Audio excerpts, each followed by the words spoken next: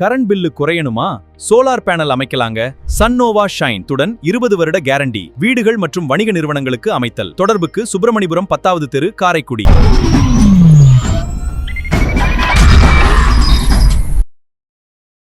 நன்றி. தீர்மானங்களை வலியுறுத்தி உரையாற்ற மக்கள் தமிழர் கட்சியினுடைய தலைவரும் தமிழக மக்கள் முன்னணியினுடைய உறுப்பு இயக்கமாக இருக்கக்கூடிய அன்பு தோழர் நிலவழகன் அவர்களை அழைக்கிறேன்.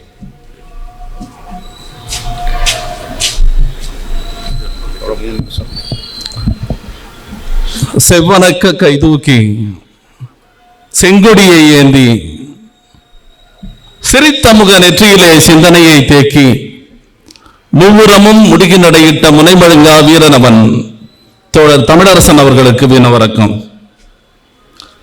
அன்பார்ந்த தோழர்களே, மாநில உரிமைகளை பறிப்பதை கண்டித்தும் எதிர்த்தும் நடைபெற்றுக் கொண்டிருக்கின்ற இந்த மாநாட்டினுடைய தலைவர் உள்ளிட்ட அனைத்து தோழர்களுக்கும் இந்த நேரத்தில் வணக்கத்தினை தெரிவித்துக் கொள்கிறேன்.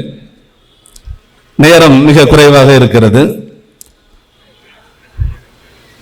இந்தியா ஒரு கூட்டாட்சி என்று அரசியலமைப்பு சட்டம் சொல்லுகிறது. அரசியலமைப்பு சட்டத்தை ஆய்வு செய்த கூட்டாட்சியியல் அறிஞர்கள் இல்லை இல்லை, இது முழுமையான கூட்டாட்சி இல்லை, கூட்டாட்சியை போன்றதொரு ஆட்சி என்று குறிப்பிடுகிறார்கள்.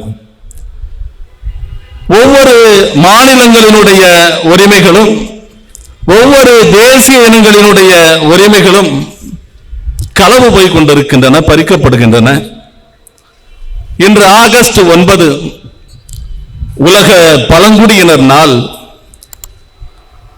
நேற்று தேனியில் பல்லாயிரக்கணக்கில் பழங்குடியின மக்கள் சாலையிலே அமர்ந்து போராடி கொண்டிருக்கிறார்கள். 100 ஆண்டுகளாக 100 கிராமங்களை சார்ந்தவர்கள் அங்கே வாழ்ந்து கொண்டிருக்கிறார்கள். உச்ச நீதிமன்றம் ஒரு உத்தரவினுடைய நகலை கொடுத்து நீங்கள் அந்த இடத்தை விட்டு வெளியேறுங்கள் என்று சொல்லுகிறது. அதை எதிர்த்து அந்த மக்கள் பெரும் கிளர்ச்சியில ஈடுபட்டுக் கொண்டிருக்கிறார்கள். மாநிலத்தினுடைய ஆட்சியாளர் என்று சொல்லுகின்ற கவர்னர், நேற்று இருந்த கவர்னர் தமிழ்நாட்டினுடைய மிக பெரும் சான்றோர்களை, அறிஞர்களை எல்லாம் அவர்கள் இந்துத்துவ அறிஞர்கள் என்பதாக அடையாளப்படுத்தினார். இன்று இருக்கின்ற, இப்போது வந்திருக்கின்ற ஆளுநர், நீங்கள் மக்கள் உங்களினுடைய குறைகளை நீங்கள் முதல்வரிடமோ அல்லது எனக்கோ தெரிவிக்கலாம் என்று பேசுகிறார். யாராலும் தேர்ந்தெடுக்கப்படாத, மக்களினுடைய அங்கீகாரத்தை பெறாத ஒரு ஆளுநர் என்னிடம் உங்களுடைய குறைகளை சொல்லுங்கள் என்று கேட்பதற்கு என்ன தகுதியும் அதிகாரமும் அவரிடம் இருக்கிறது என்று தெரியவில்லை. நிலங்களின் மீதான உரிமையை ஒருபுறம் பறிகொடுத்துக் கொண்டிருக்கிறோம். நம் மீதான நேரடியான அதிகார திணிப்பை இப்போது நடத்த தொடங்கி இருக்கிறார்கள். 1975 எமர்ஜென்சி காலத்தில் நம்மிடமிருந்து பறிக்கப்பட்ட கல்வி உரிமை இன்றும் மாநில பட்டியலுக்கு வந்து சேரவில்லை. அதன் விளைவாக இன்று நாம் பல உயிர்களை பலி கொடுத்துக் கொண்டிருக்கிறோம். கல்வியில் பல மாற்றங்களை இன்று நாம் சந்தித்துக் கொண்டிருக்கிறோம். காணச்சகுதியாத மாற்றங்களை இன்று நாம் கண்முன்னே பார்த்துக் கொண்டிருக்கிறோம். இப்படி மாநிலங்களினுடைய எந்த கேள்வியையும் காதில் போட்டுக் கொள்ளாத ஒன்றிய அரசு, ஒன்றிய அரசுகள் மாநில அரசுகளுக்கு உரிமைகளை வழங்க வேண்டும் என்பதல்ல, ஒன்றியத்திற்கு இந்த அரசு இந்த சலுகைகள், ஒன்றியத்திற்கான அதிகாரங்கள் இவை, மாநிலங்களுக்கான அதிகாரங்கள் இவை என்று. அனைத்து சுப நிகழ்ச்சிகளுக்கும் சுவையான உணவு முனீர் கேட்டரிங் அண்ட் சர்வீஸ் வழங்கும் அறுசுவை விருந்து. தரமான மற்றும் சுவையான உணவுகள் உடனே ஆர்டர் செய்யுங்கள். டோர் டெலிவரி வசதி உண்டு.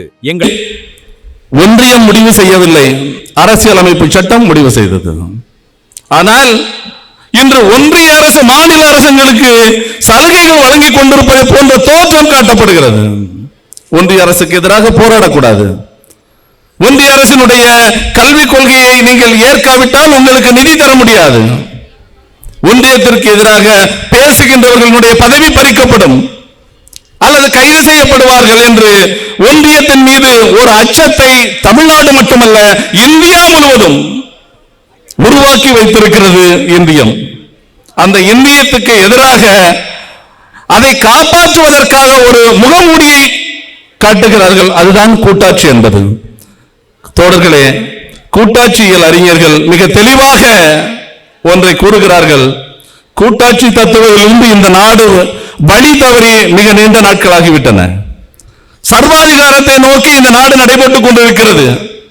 அந்த சர்வாதிகாரத்தை நோக்கி நடைபெற்றுக் கொண்டிருக்கின்ற இந்த நாட்டை நீங்கள் தடுத்து தேசிய இனங்களுக்கான அவர்களினுடைய வாழ்வுக்கான உரிமைகளை உத்தரவாதம் செய்ய வேண்டுமானால் ஒன்றிய அரசிடம் மாநில அரசிடம் கெஞ்சி பயனில்லை.